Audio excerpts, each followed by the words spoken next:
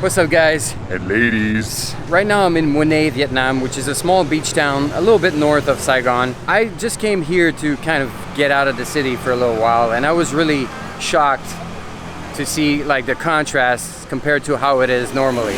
I mean, obviously, you know, beach towns in Vietnam, as well as probably everywhere around the world, they rely mostly on tourism. So while a big city like Saigon has slowed down a bit, it's still fairly active. It's still almost like normal, but here the contrast is drastic.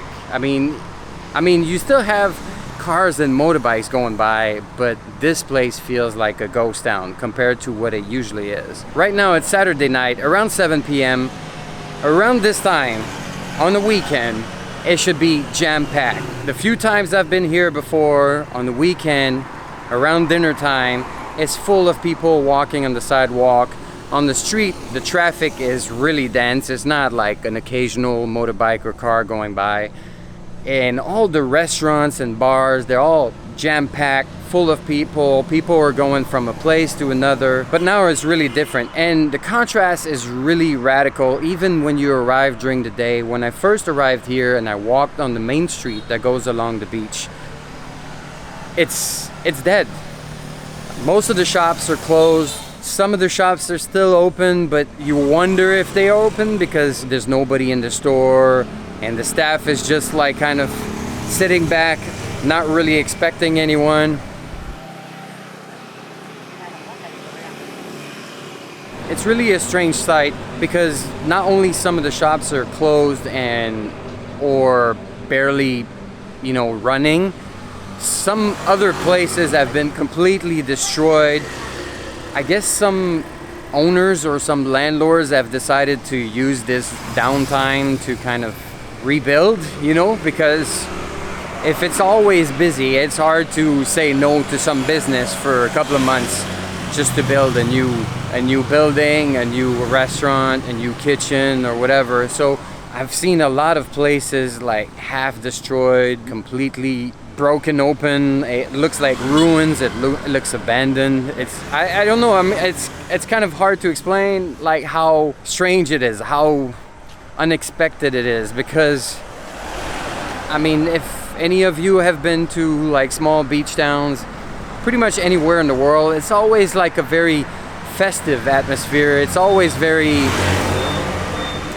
happy and crowded and busy, but now it's like deserted. There's nobody on the sidewalk, just a few occasional cars. Like this taxi here just honked at me, kind of desperate to try and get a customer, you know. And I don't know, it's very strange. Like for example, the hotel room I booked to sleep here, I booked it in the hotel that when I arrived there, I noticed that the hotel was no longer running. It's like there was no reception or anything like that. There was a number to call, and that hotel belongs to a group of like 3 or 4 hotels, so they just relocated me.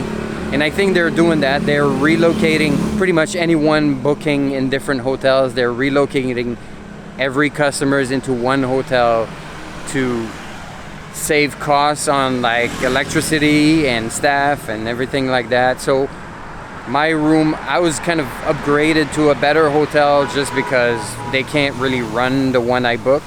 I mean, it's cool for me. I'm not complaining about that. But overall, I think I would prefer to get the room I originally booked, even if it's not as nice, just so I can be in a more festive environment, more busy and happy city.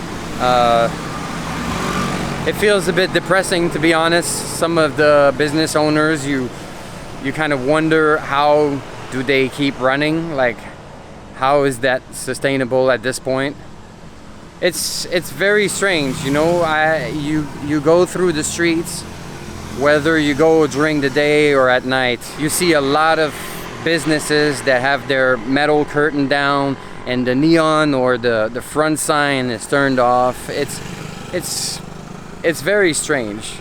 And if you go on the beach, it's pretty much the same thing. While normally if you go, especially on a weekend, you go on the beach during the day, it's full of people just relaxing, swimming, and the sky is full of kites, you know, because Mui Ne is very popular, is very famous for kite surfing because the winds around here are very strong. So you'll see a bunch of kites in the sky and people surfing on the sea and chilling on the beach, but now they're barely anyone. Coming to a place like here, it makes me realize how some places are hit much harder than others. I've been in Saigon for a few months, and while I did see a difference in what was going on and how the life is, it was not as drastic as it is here. And when I see places like, you know, like this restaurant here behind me with no one, or when you get in front of a bunch of shops like this that are completely closed, I can't help but to wonder what happened to those people. What is going on? Did they go somewhere else? Like, how are they making ends meet? How are they surviving? What happened?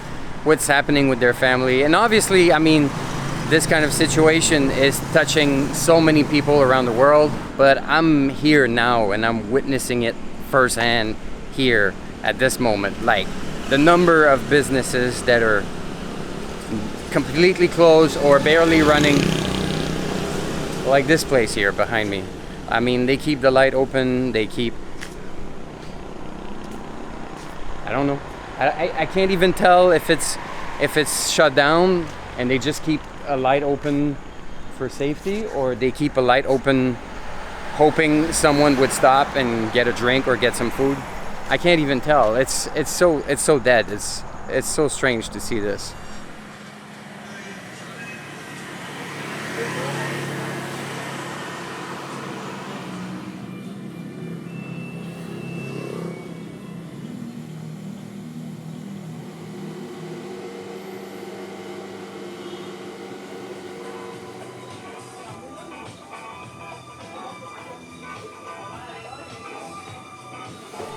Now, everything is not completely dead. I mean, you still see some cars and motorbikes going by, so obviously there are some people coming here like me to enjoy some time out of the city.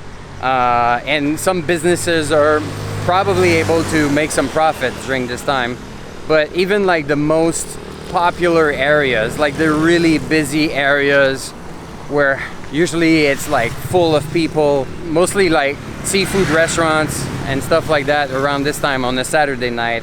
I mean, they're still running, there's still people eating there. They might still be able to, you know, gain something out of it, make some profit. But like, you just look at the number of tables versus the number of people sitting there, it gives you a good idea of how busy it can be, or how busy it usually is compared to what it is now. Alright, that's it. I just wanted to kind of share with you the reality of this small town. I'm not trying to get people to feel bad or to have pity for the people living here, because I understand that some people are struggling all over the world, and some people are struggling much more than what people in Vietnam are going through, or what people in Mui Ne are going through. I just wanted to share my observations and the reality of this slow part of the world. So I hope you guys found this interesting, and I'll catch you in the next one.